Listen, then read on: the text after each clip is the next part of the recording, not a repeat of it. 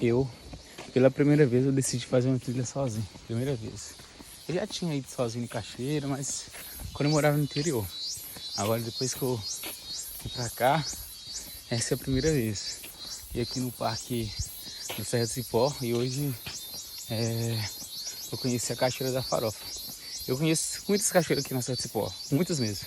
Só que a Cachoeira da Farofa é a primeira vez. Olha umas vaquinhas pelo caminho. Esqueci de falar, lá na portaria eles dão a gente esse papelzinho, né? E agora eu vi que eu não estou tão longe não, porque córrego de pedras, córrego das pedras na verdade, né? É aqui, se a gente for olhar, que eu estou aqui. Então eu já andei tipo metade do caminho quase. Então eu não andei tanto.